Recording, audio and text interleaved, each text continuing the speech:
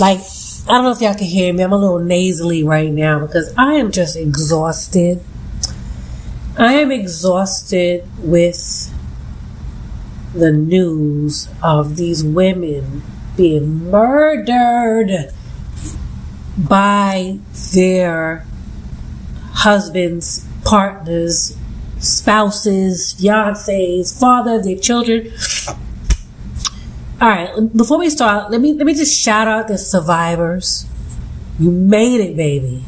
My heart goes out to the women that experienced violence from a lover, husband, partner, someone they trusted to keep them safe. I know all too well.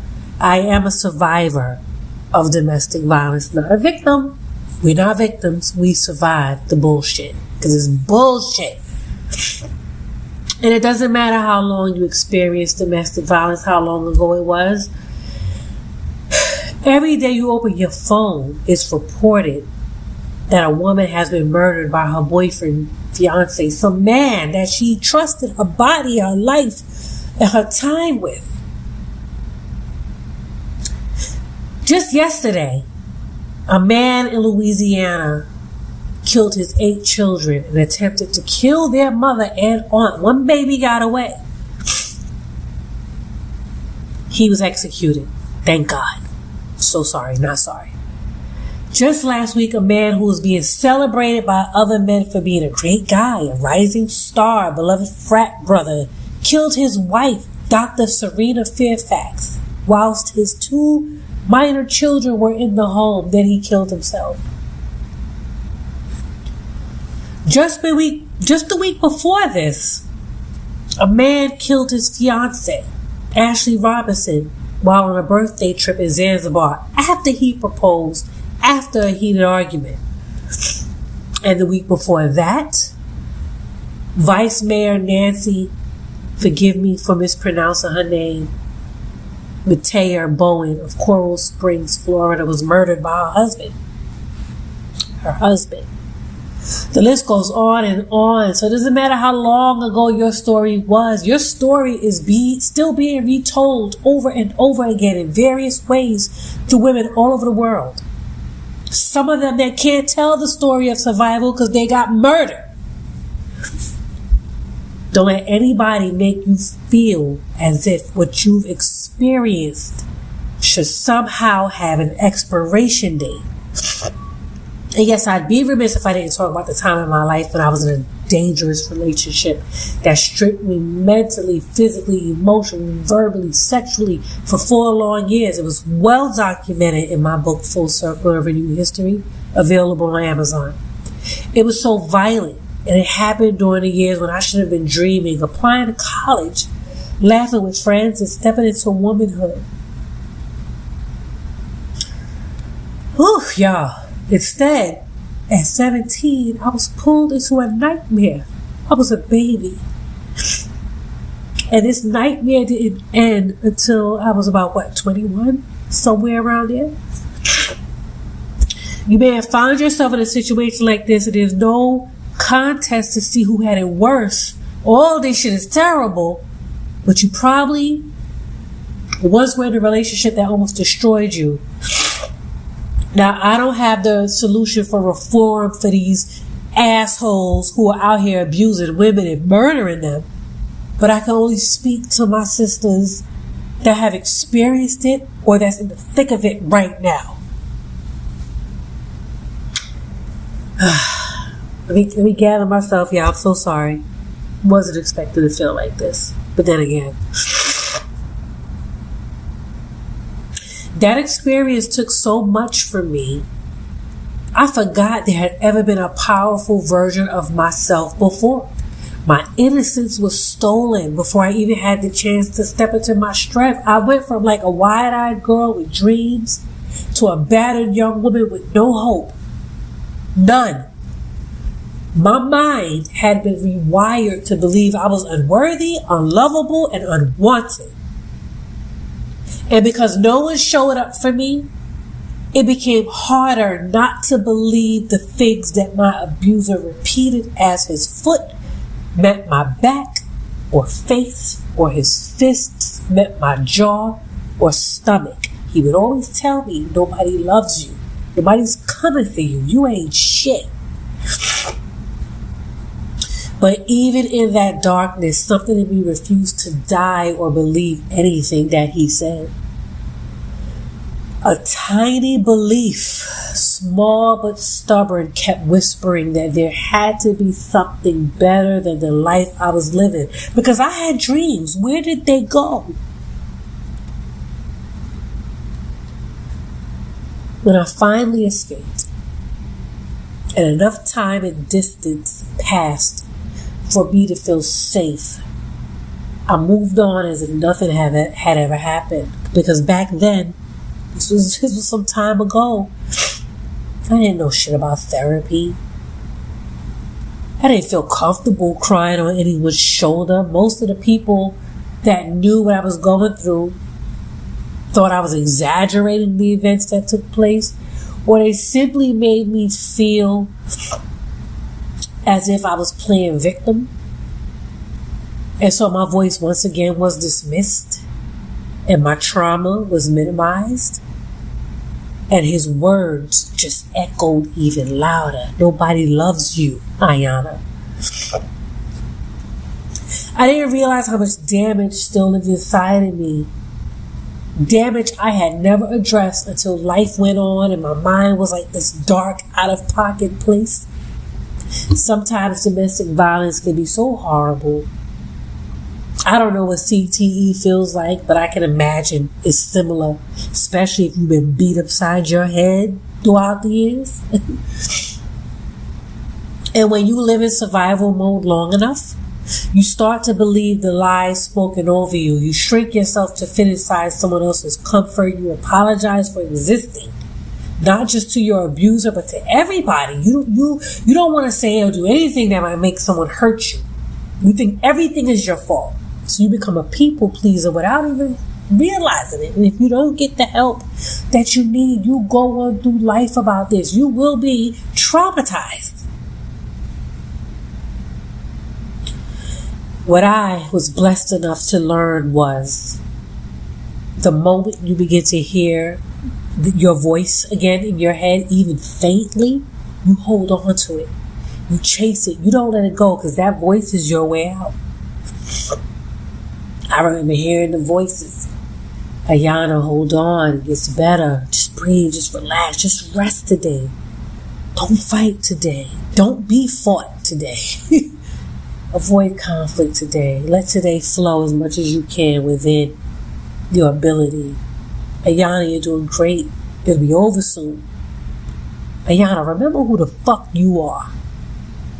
And most importantly, Ayana, nobody's coming to save you. Save yourself. And the louder those voices got, the closer I knew I was to escaping this wild ass situation that I would have never in a million years seen myself in. The reality of those words was a hard pill to swallow for me, and life after domestic violence wasn't easy. But if you can relate to what I'm saying to you right now, please give yourself grace.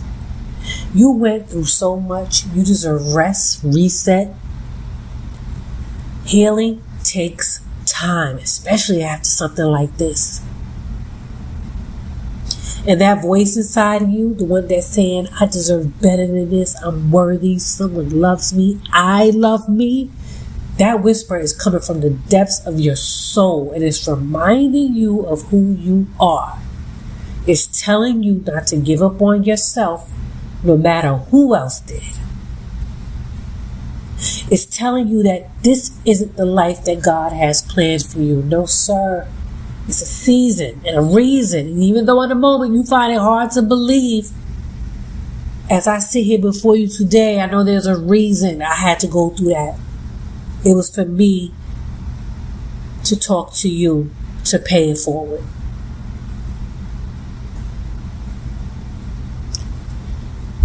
One thing about abusers, their goal is to break the strong because they're the weak ones. So don't ever think you're weak. You ain't weak. That's what he wants you to think. It ain't the truth. They love to get in your head and gaslight you and make you feel like as if you're the one crazy. Like you ain't shit. And that's why they treat you the way they do. They want to beat you down in every single way. There is absolutely nothing you can do to help a man that is committed to killing you, be it literally or figuratively. The only solution is to get as far away from him as possible. Don't try to convince yourself if you do better, if you stop doing this. If no, this ain't got shit to do with you. And everything to do with him. It's a lot. But look at you, my beautiful flower, out here surviving and thriving with a story to tell. And when you learn, you teach. You have to pay this forward. If you came up out of that, you gotta pay this forward. You can't keep quiet.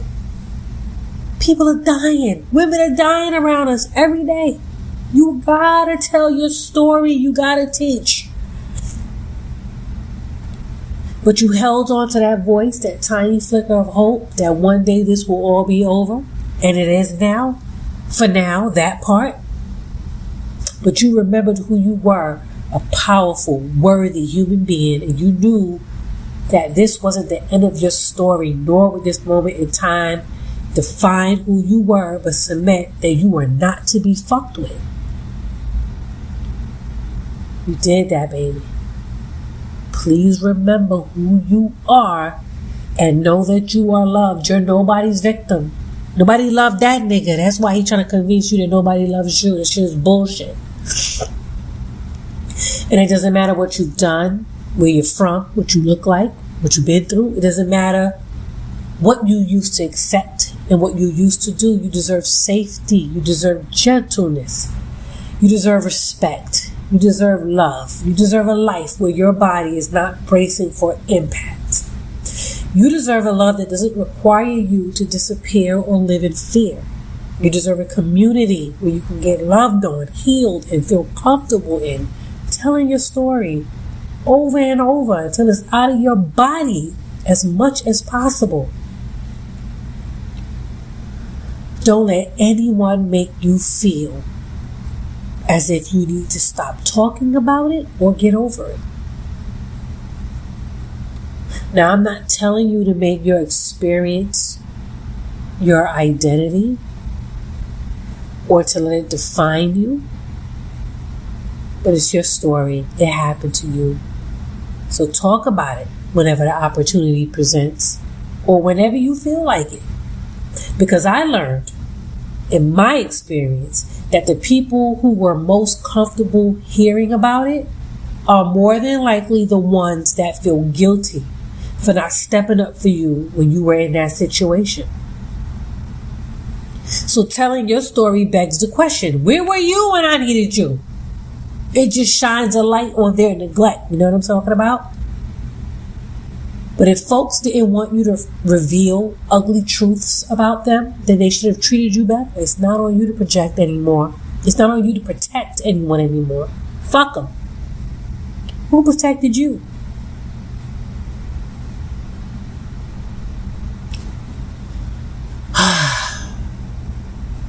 My hope is that you get to a point where the part of you that was destroyed, you let it go. Because you have survived, and it's imperative that you rebuild yourself step by step, brick by brick, stone by stone. Take your time. You survived something that was meant to break you, kill you even, and yet here you are. You should be proud. You should be honored to be you. You should feel brave. Don't be embarrassed. Embrace what you've been through. These are words coming from a woman who has stood exactly where you're standing. So believe me when I say it gets greater later, but you have to put in the work. It's a must. You got to rest before you re-enter the world. You can't rush into anything. You got to spend some time alone. You got to get to know yourself again. You got to surround yourself with people that want to love on you, that want to give you proper breathing room to share your experiences, and those that will offer you love and safety in return without judgment, without victim shaming or blaming questions like, well, why did you stay? Oh my God, Lord have mercy. Nothing to trigger you or make you relapse. Take your time, sweet baby. Things are different now from when you went in. It's like going to prison. On God. I mean, my experience, I felt like I did a bid, and I don't even know what feeling a bid feels like, but I know it had to be similar. It had to be. Things are different now. And you will see the world and people through a different lens, and that's okay. Build on that. Learn from it. Create your new normal from it. And if I may offer you some advice based on something that I did not do back then, but I did much later, please go to therapy. Sort that shit out. Talk it through so that you can release that trauma from your body, because it will show up later. I promise you. Take it from me.